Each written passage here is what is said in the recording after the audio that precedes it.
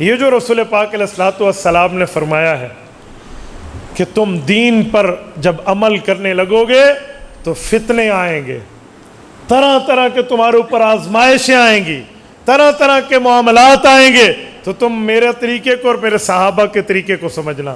اب ذرا توجہ رکھو، میں ایک جملہ کہنے لگا ہوں، اس سے ایک بات سمجھ آتی ہے کہ یہ جو لوگ ہمیں کہتے ہیں نا کہ مولانا سارے لوگ کہتے ہیں ہم حق پر ہیں، جس مولوی صاحب سے پوچھو وہ داڑھی رکھ کے سر پہ پگڑی رکھ کے کہتا ہے میں تو حق پر ہوں، وہ دلیلیں دیتے ہیں قرآن اور حدیث سے، ہم کس کی مانیں؟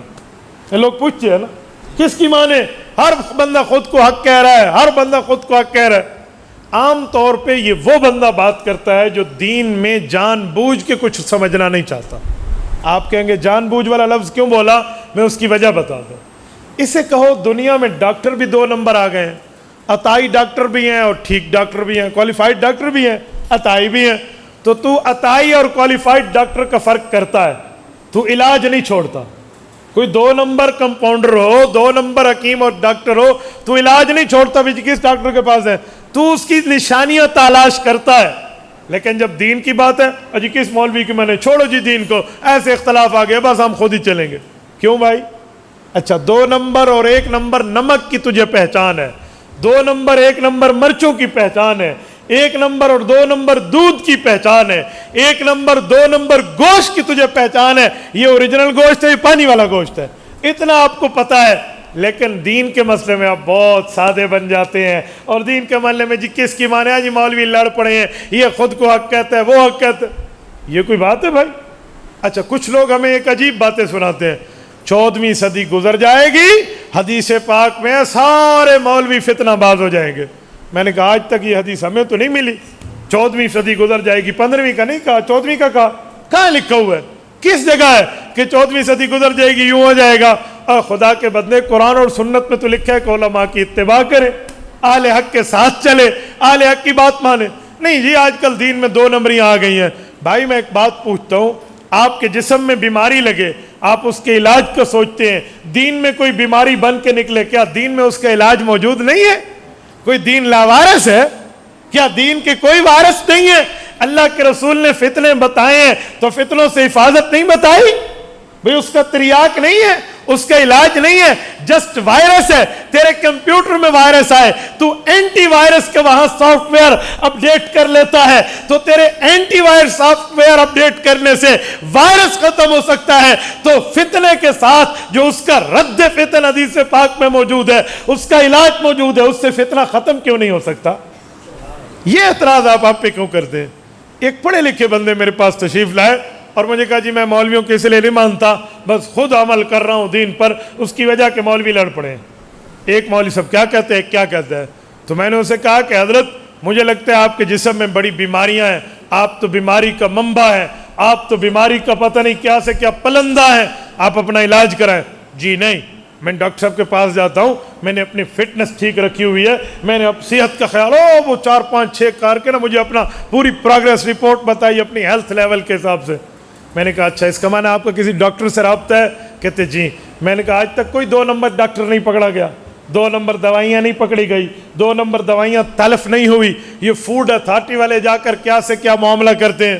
کہتے ہوتے ہیں۔ تو میں نے کہا پھر آپ کس ڈاکٹر کے پاس جاتے ہیں؟ کہتے وہ کوالیفائڈ ہے۔ تو میں نے کہا پھر کوئی تو آپ کو اتھینٹک عالم آج تک نہیں ملا، عالم کے لیے آپ نے تک گدو نہیں کی، عالم کے لیے کوشش نہیں کی۔ بھائی بات سیدھی سی ہے، یاد رکھو علماء دین کے چوکیدار ہیں، ناراض نہ ہونا، چوکیدار سے نفرت چور کو ہوتی ہے۔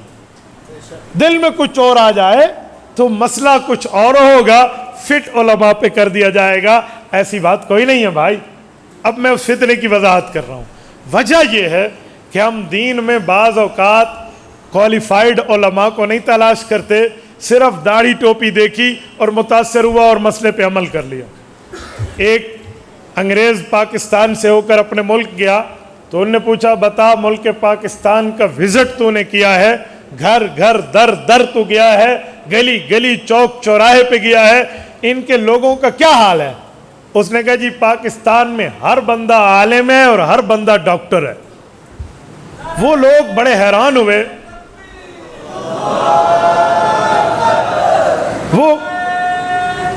پانی پلائیں.